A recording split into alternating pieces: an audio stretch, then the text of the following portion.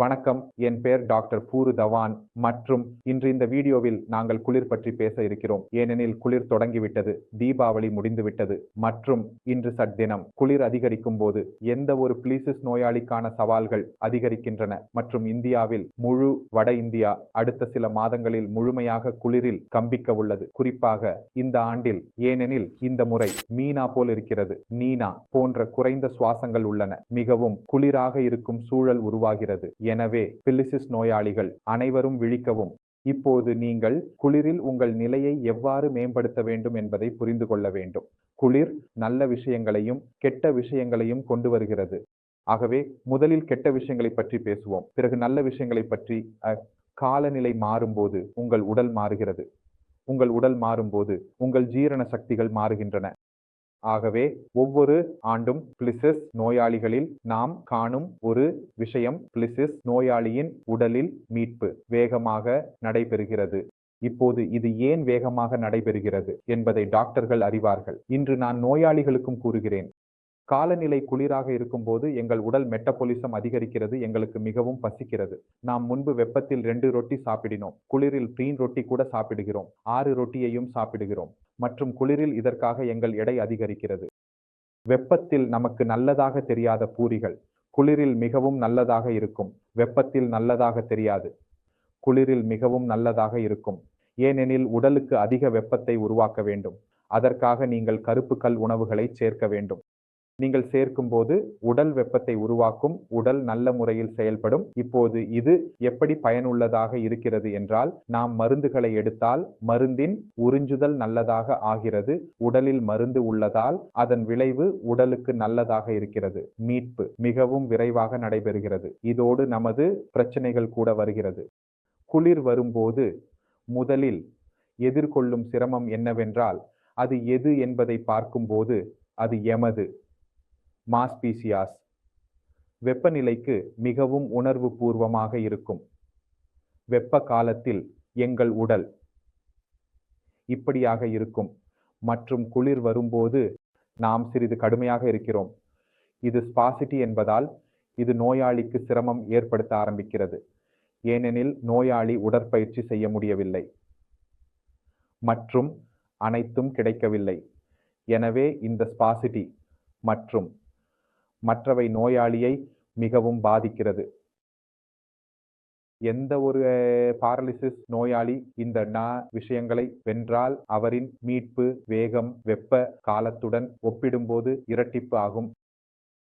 இரட்டிப்பு ஏன் அப்படின்னாக்க, ஸ்பாசிட்டி என்பது நாம் கட்டுப்படுத்தக்கூடிய ஒரு விஷயம். அதை எப்படி கட்டுப்படுத்தலாம்? குளிரின் காரணமாக மாஸ்பெஸில் சிக்கல் இருந்தால், நாம் கொஞ்சம் வெப்பமாக்கினால் நாங்கள் சீராகி விடுவோம். இப்போது உடலை வெப்பமாக்க பல வழிகள் உள்ளன. நீங்கள் உடலை வெளியிலிருந்து மற்றும் உள்ளிருந்து வெப்பமாக்கலாம். ஆனால் வெப்பமாக்குவது மிகவும் எளிதான வழி பேடெட். ஜாக்கெட்டுகளை அணிய வேண்டும். சாதாரண ஜாக்கெட் மற்றும் பேடெட். ஜாக்கெட்டில் என்ன வித்தியாசம் உள்ளது? மற்றும் டாக்டர் அவர்கள் பேடெட் ஜாக்கெட்டுக்கு ஏன் முக்கியத்துவம் அளிக்கிறார்கள் என்பதை நாங்கள் முயற்சிக்கிறோம். பேடெட் ஜாக்கெட்டின் உள்ளே என்ன இருக்கிறது என்றால் வெட்ரான் உள்ளது. லெக்ட்ரான் என்பது சிந்தடிக் கார்டன், அது நிரம்பியதாக இருக்கும். இது உடலை மிகவும் நல்ல முறையில் வெப்பமாக்குகிறது. காற்று உள்ளே வர முடியாது, ஏனெனில் அதன் மேல் உள்ள துணி வினிலீட்டர் வகையாக இருக்கிறது. காற்று உள்ளே நிரம்பவில்லை என்றால் உள்ளே உள்ள காற்று உடலுக்குள் பராமரிக்கப்படுகிறது. இதன் எடை மிகவும் லேசாக இருக்கும்.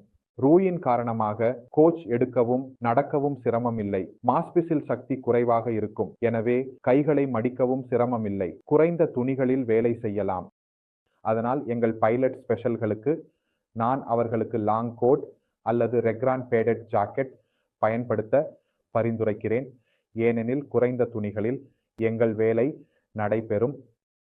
இப்போது உடல் வெப்பமாக்கப்படும் போது எங்கள் கைகள் வெப்பமாக உள்ளன, விரல்கள் வெப்பமாக உள்ளன. எந்த சிரமமும் இல்லை. உங்கள் விரல்கள் குளிர்ந்துவிட ஆரம்பித்தால், அதாவது ஒன்று துணி மற்றும் அணிய வேண்டிய நிலை வந்துவிட்டது முதலில். இதனால் எங்களுக்கு என்ன பயன் இருக்கும் என்றால், எங்கள் செலவுகள் குறைவாக இருக்கும். முதலாவது, உடலை வெளியில எப்படி வெப்பமாக்குவது? இப்பொழுது நீங்கள் ஒரு வீட்டை நன்கு வெப்பமாக்கலாம், அறையை வெப்பமாக்கலாம் என்றால் அது எங்களுக்காகவும் நல்லது. அதனால் வெப்பமான சூழலை உருவாக்க வேண்டும். அது உடைகளால் இருக்கலாம், அல்லது உங்கள் மாஸ்பிஷியாடை தடுக்கவும், நீங்கள் வலி அடையாமல் இருக்கவும் அறை ஹீட்டர் போன்றவை இருக்க வேண்டும். முதலாவது விஷயம். இரண்டாவது விஷயம், நாட்கள் குறைவாக இருக்கின்றன. குளிர் பருவத்தில் சோம்பல் தொடங்குகிறது. குளிரில் வெளியே செல்ல தொடங்குகிறோம். இதற்காக நான் எதுவும் செய்ய முடியாது. இதற்காக நீங்கள் உங்களை ஊக்குவிக்க வேண்டும். ஏனெனில் நீங்கள் குளிர் பருவத்தில் எனது மீட்பு வேகமாக இருக்கிறது என்பதை புரிந்து கொண்டீர்கள். இது 6 மாதங்கள் தீபாவளி போன்றது. ஹோலி வரை நான் உழைத்தால் அது எனக்கு நல்லது. நான் விரைவில் மீட்க முடியும். நான் விரைவில் நடக்க முடியும். நான் பேச முடியும். அதனால் நீங்கள் இந்த சோம்பலை கடந்து உங்கள் சொந்த சுய ஊக்கத்தை வென்றால் பெரிய வீரர் யாரும் இல்லை. உண்மையான பாதையில் நீங்கள் என்ன செய்ய வேண்டும்? உங்களை சுய ஊக்குவிக்க வேண்டும். சோம்பல் செய்யக்கூடாது. உங்கள் உடற்பயிற்சிகளை செய்ய வேண்டும் மற்றும் எந்த ஒரு விஷயத்தையும் பயன்படுத்த வேண்டும். நீங்கள் உங்களை சுத்தமாக்க வேண்டுமானால் கூட நீங்கள் அதை செய்ய முடியாது. நீங்கள் உடற்பயிற்சி செய்யவில்லை என்றால், இன்று நான் இதை செய்யல அப்படின்றால், நீங்கள் காரணங்களை கூறுகிறீர்கள் என்றால் நீங்கள் தவறு செய்கிறீர்கள். எந்த ஒரு விஷயத்திற்கும் நீங்கள் நியாயம் அளிக்க வேண்டியதில்லை. நீங்கள் இதை செய்ய வேண்டும். எனவே இந்த சோம்பலை நீங்கள் வெல்ல வேண்டும். அதனால் நீங்கள் இதிலிருந்து வெளியே வர வேண்டும். ரஜாயிலிருந்து வெளியே வர வேண்டும். உடற்பயிற்சி செய்ய வேண்டும். இந்த 2 சிரமங்களை நீங்கள் கடந்து விடுங்கள். மற்ற அனைத்து விஷயங்களும் உங்கள் ஆதரவாகவே இருக்கின்றன. மற்றும் இப்போது உடலை உள்ளிருந்து வெப்பமாக்குவது பற்றி பேசலாம். நீங்கள் உடலை உள்ளிருந்து வெப்பமாக்க விரும்பினால் நமக்கு வெப்பமான உணவுகளை சாப்பிட வேண்டும். மேலும் நமது உடலை வெப்பமாக்கும் உணவுகளை சாப்பிட வேண்டும். அதனால் நீங்கள் நினைவில் வைத்திருக்க வேண்டும், பல ஆண்டுகளுக்கு முன்பு ஆங்கிலேயர்கள் எங்களை ஆட்சி செய்தனர் மற்றும் இங்கு அவர்கள் எதை ஏற்றுமதி செய்தனர்? அது மிளகு மற்றும் ஐரோப்பாவுக்கு எடுத்துச் செல்லப்பட்டது. ஏனெனில் குளிர்காலத்தில் ஐரோப்பா மிகவும் குளிர்ந்து விடுகிறது மற்றும் அவர்கள் தங்கள் உடலை வெப்பமாக்க கறிவேப்பிலை சமையல்களை தயாரித்து சூப்பில் சேர்த்து உணவில் சேர்த்து உடல் நல்ல முறையில் வெப்பமாக இருக்க வேண்டும். நாம் இதை மறந்து விடுகிறோம் இந்தியாவில். ஏன் என்றால் நீங்கள் சூப் தயாரிக்கிறீர்கள். காய்கறிகள் மற்றும் பருப்புகளை சேர்க்கலாம்.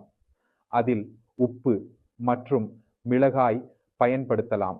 அதனால் நீங்கள் இதை நாளில் 2 முறை 3 முறை குடிக்கும்போது உங்கள் உடல் உள்ளிருந்து வெப்பத்தை உருவாக்கும். எனவே உங்கள் கைகளில் குளிர் வராது. நீங்கள் சோம்பலும் குறைவாக அனுபவிக்கிறீர்கள். எனவே உங்கள் உடலை உள்ளிருந்து வெப்பமாக்க இதை பயன்படுத்தலாம். நீங்கள் உங்கள் உடலை வெளியிலிருந்து வெப்பமாக்கினீர்கள். உள்ளே இப்படியாகவும் வெப்பமாக்கினால் உங்கள் உடலில் பாசிட்டி வராது. அதனால் இந்த விஷயங்கள் பிளிசிஸ் நோயாளிகளை கவனத்தில் கொள்ள வேண்டும். ஏனெனில் இது உங்களுக்கு உதவும். மீண்டும் கொஞ்சம் கொஞ்சமாக உள்ள விஷயங்கள் உள்ளன. அவற்றின் மீது கவனம் செலுத்த வேண்டும். இந்த விஷயங்களை கவனித்தால் எதுவும் இல்லை. சரி, இப்போது செல்லும் முன் நான் சில பிளிசிஸ் நோயாளிகளை எடுத்துச் செல்ல விரும்புகிறேன். உங்களை ஊக்குவிக்கவும். இதனால் நீங்கள் இந்த நோயை வெல்லும் துணிச்சல் பெறலாம்.